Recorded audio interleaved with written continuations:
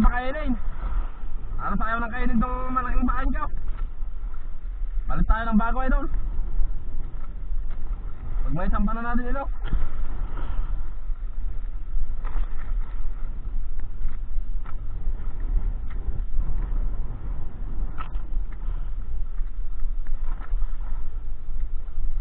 Saglit lang mag-ipon dahil ganito ka lalaki idol.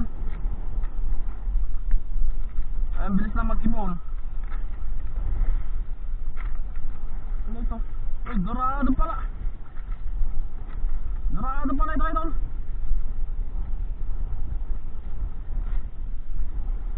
Kaya pala.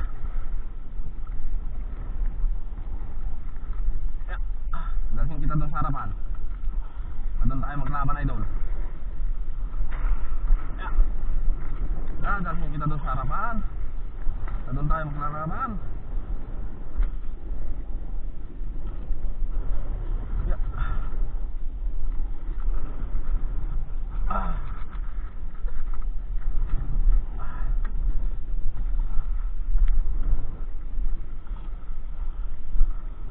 Dito tayo maglalaban idol.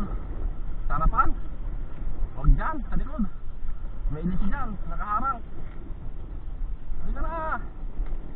Hindi ka naman kasi ng malaki eh.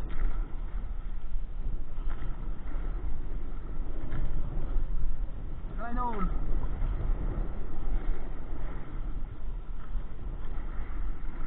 Ay, dorado idol. Ay, dorado. Pag-checkan na natin ito.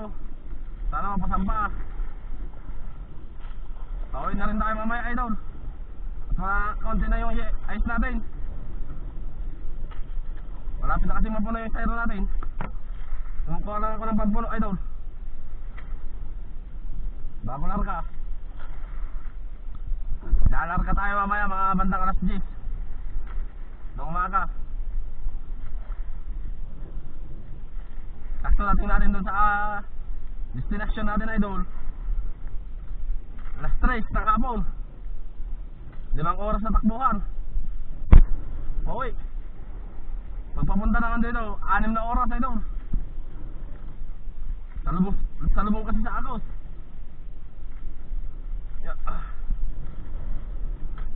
Malapit na idol, malapit na. Malapit na sa katotohanan yung lamarang. Isang ikot pa. Manakbo.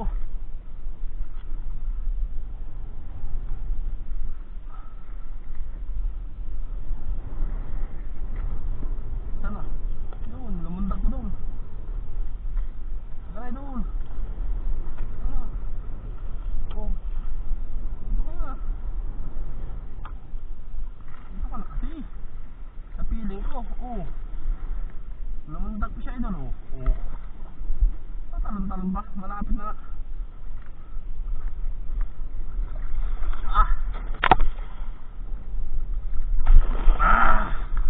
Dali ka ngayon. Dali na idol.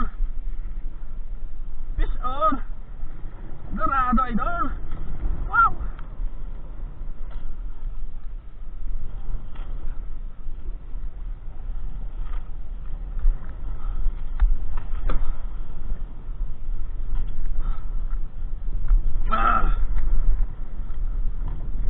Tibay ng ulo idol. Yes! Wow! Pangalawang dorado idol. Isa kahapon. Tapos isa kayo. Ewan ko na mamaya. Pag magdaan pa tayo dyan sa ibang payaw, baka sakali makaragdag man lang ng dorado. Mura lang ka dyan kilo nito idol sa amin.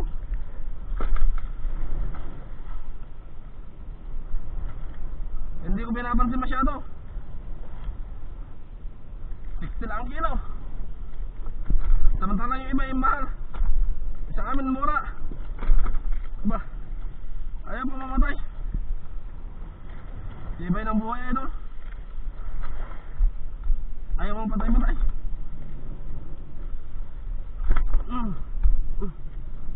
Hindi ko kasi matamaan yung utak.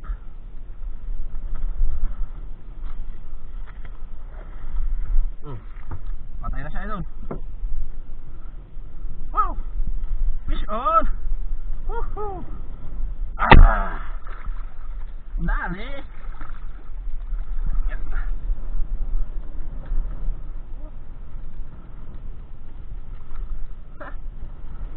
Yan siya ngayon, idol. Karga na tayo, idol. Kaya magkarga na rin tayo.